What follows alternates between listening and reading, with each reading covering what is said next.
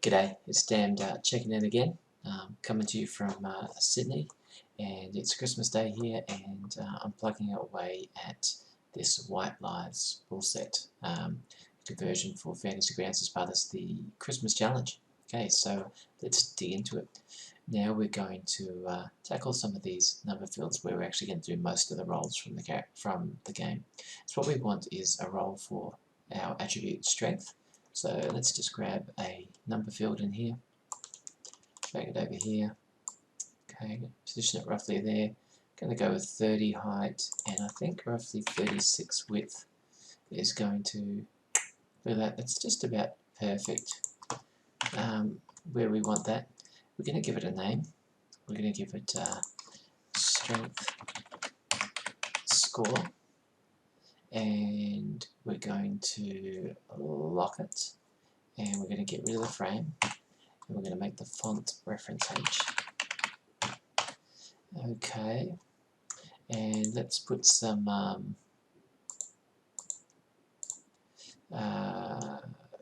functions in here. Okay, so on init, we want to run on double click. Alright, and that just forces it just to do the update. That just forces it to do the update when it's first displayed, and just in case there's any errors in there or whatever, that should update. So what I'm going to do, let's create a couple of variables. Local node car equals window get database node. Let's debug that. Check it actually outputs what we expect it to. Let's publish this and see what it does. Okay, so database node equals charsheet ID 001. That's this character sheet. Let's double click it again, and we get the same result. And this is pretty much exactly what we want to do it. We might make this font a bit bigger at a later date, but that's good for now. I'm also going to change this font probably to black, or to a red closer to this, just to match the actual PDF that we're of this game system, their color scheme. What we probably want to do next is do local n value equals, we can just do get value, and local s name. So n value, n is not a hard and fast thing, but n we use to denote numbers, s to denote strings. So s name equals get name. Alright, let's debug these.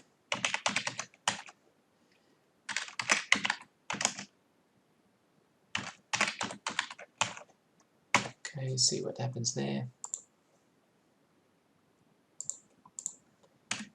Okay, so our character sheet ID is 1, and this is called strength score, and it has a score of 12. Why is that a score of 12? I must have put some values in there at some point. Okay, good point. Let's set some maximum and minimums for that field. So let's give it a default value of 9. Let's give it a max value of 18. Now, I'm not sure if this game allows you to go above and below 18 and 3. So they're the minimum and maximums. Let's now add another field. Let's get another number field here. Position it around about here. We don't have as much room to work here, so we're going to go with, say, let's just try 20 and 20. See what we get. This is a bit high, so let's say 122, and get rid of the frame. The font should also be reference H. Okay, that's in about the right spot. But this is going to, let's lock these two fields so that they get moved. Now, This field we want to call it strength underscore action. It's going to be used for our action rolls. It's going to have a default value of 0, a max value. Now I think the game system is actually 2 and -2 are the maximum minimums, but we're just going to go 3 in it just in case there's something in here that might allow us to go above or beyond those. I haven't finished reading the rulebook yet.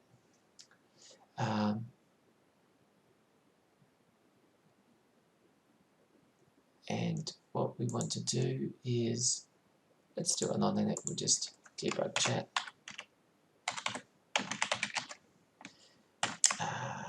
Get name,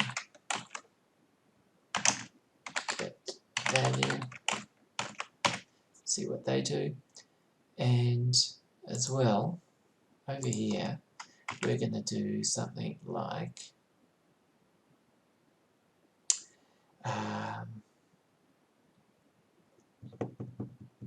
we may as well do the whole thing. So if n value is less than, okay, check our scratch pad here. If it's less than 5, we want to do a -2. We want to do something like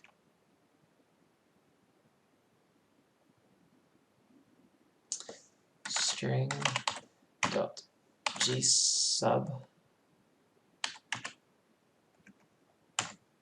Now we've got our name, so s_name, which in this case is going to be something like strength underscore score. We want to replace score with action. Alright, and then we're going to do set value -2. And then we'll just do an else, and we'll set it to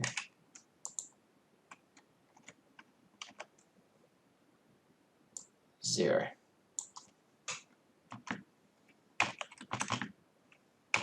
And an end statement on the if else. Let's see what that does. So let's publish this, see what we get. Probably some errors. Okay, so score of 7, which is where we left it at, gives us a score of 0 here, which is pretty much as expected. So let's change the 7 to 6. Should have had some debug up here. And we're not getting the debug, I wonder why. And this isn't actually executing. So I wonder why not. So the 3, it's not going above 3, below 3 or 18, so that bit's working.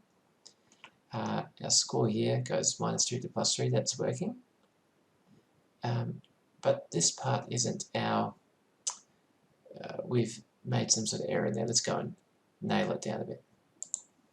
Well, that wasn't so hard to find. We don't want to do on double click, we want to do on value changed. I don't know why I put that in there.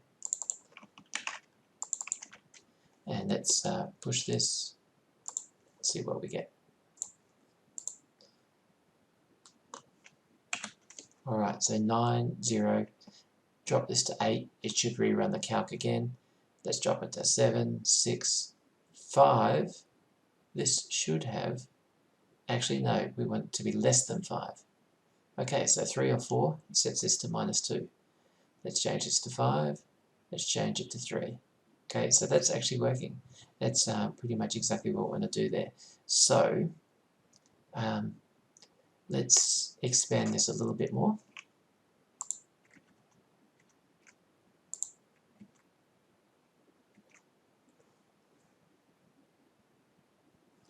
So we want to do less than 8. Set this modifier to -1, -1. And then if the n value is greater than 16, I'm going to set the value to +2.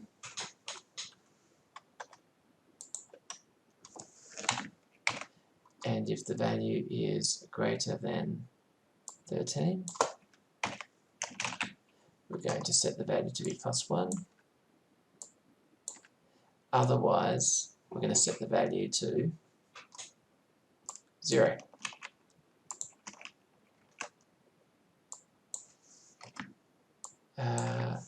Let's publish that, see what we get.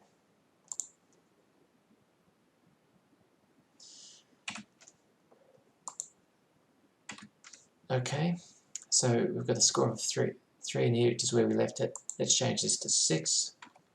These become -1s. Let's change it to 8. They become 0. Let's change it to 12. They should still be 0. Let's change it to 14. They're +1. 16 is still +1. And 18 is +2. So that's awesome. If we double click one of these fields, maybe I didn't set those up for double click properly. Maybe I put on value changed on those. Okay, so anyway, we've got 18 gives us a +2 here and a +2 here, which is exactly what we wanted to do. So I think that's it. Let's go and quickly run over that code again. So when we do what we do is we want this to run on changed, but we also just want it to recalculate when the sheet is first loaded. So on the init, let's run on value changed. So first we are getting the reference to this character sheet with window.getDatabaseNode. We're going to save it in node car.